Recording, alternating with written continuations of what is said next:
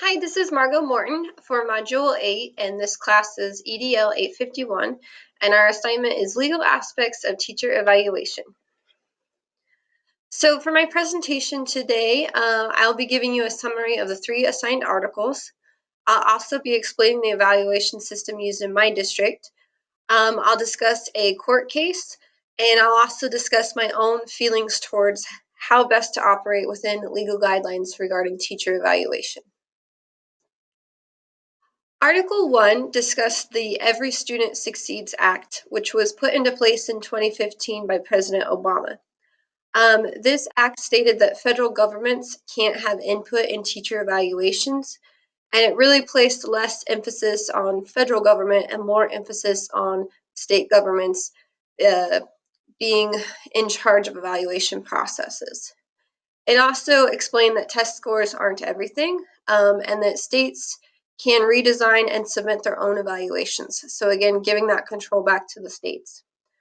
It placed emphasis on making short and long-term goals, using multiple measures of to measure teacher performance, not just test scores, and including a broad range of factors to help gauge a school's effectiveness. It also highly recommended that improvement plans and due process systems be considered when creating an evaluation system. Article 2 really talked about 2 organizations, the AFT and the NEA. And these 2 organizations were filing a plethora of lawsuits across the country.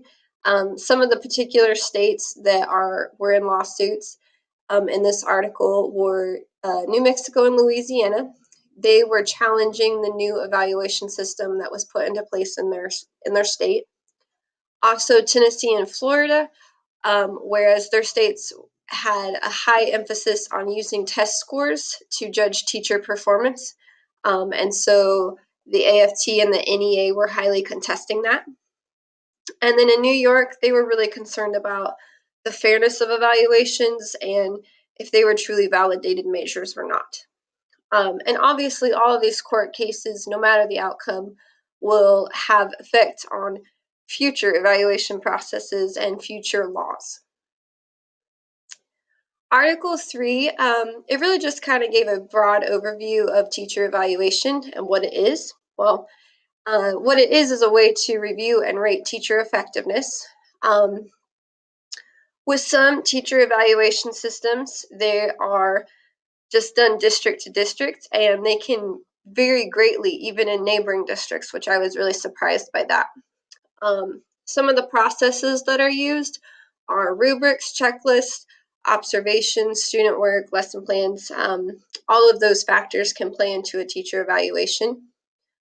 Why evaluation has changed in recent years? Well, it listed 4 main reasons why there's been so many changes.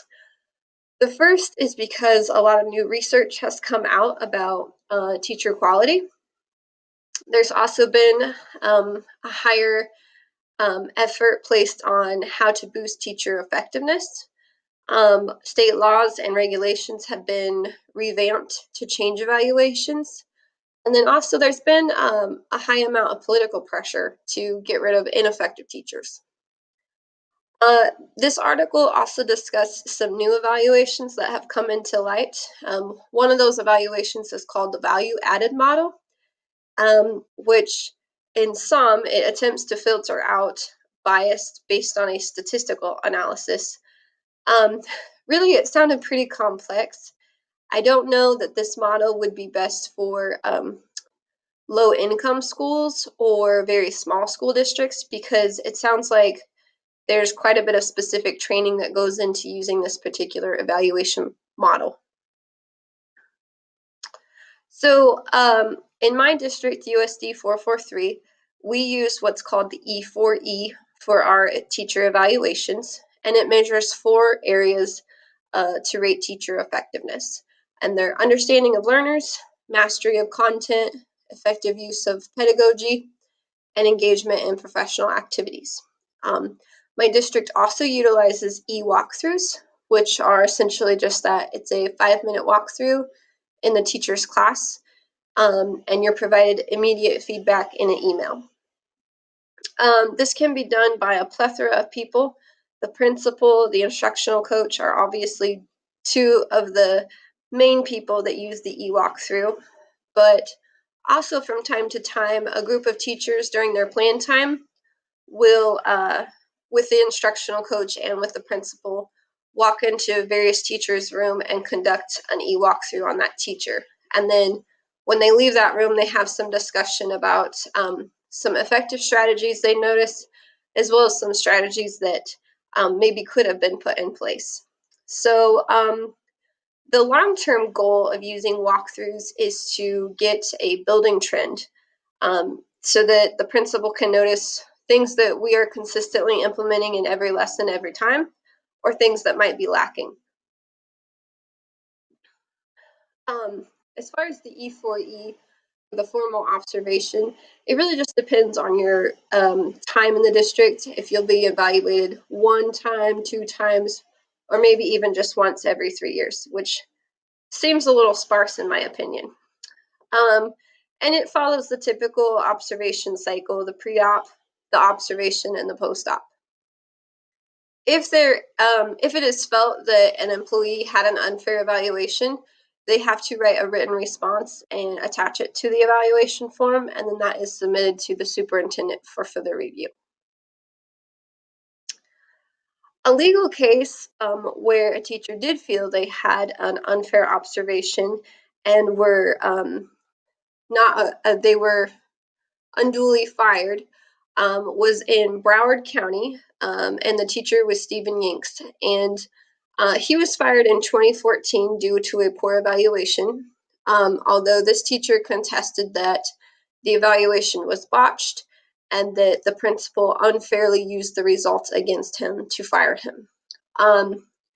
What was ironic is that an administrative law judge also reached that same conclusion, that the evaluation was botched.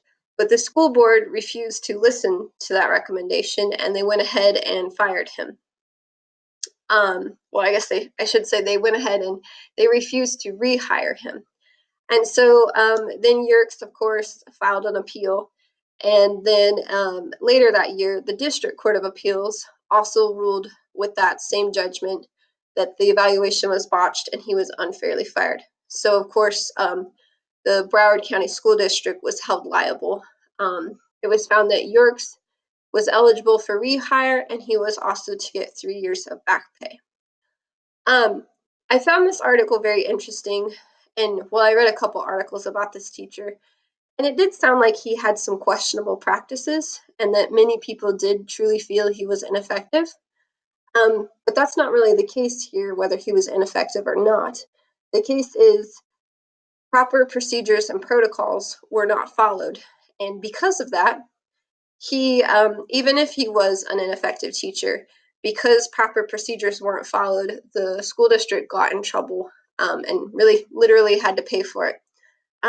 So I just really think this court case teaches administrators to make sure you cross your T's and dot your I's when it comes to evaluation, especially if you are not renewing someone's contract, to show that you have followed every process with fidelity and you have the paperwork to back it up.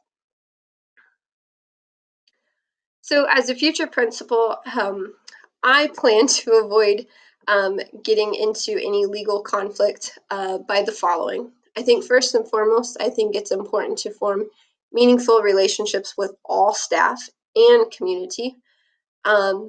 All staff, I put an emphasis on that because I've been in schools where there certainly is the feeling of the in crowd and the out crowd. And I think it's really important that a principal put any bias aside and have meaningful relationships with everyone. I also state that have relationships with the community, because they will kind of tell you how the teachers are doing as well. I want to place evaluation on a high priority list, also stay current on my own professional development, and then conduct team evaluations periodically to make sure I'm on the right page. And that concludes my Module 8. Thank you.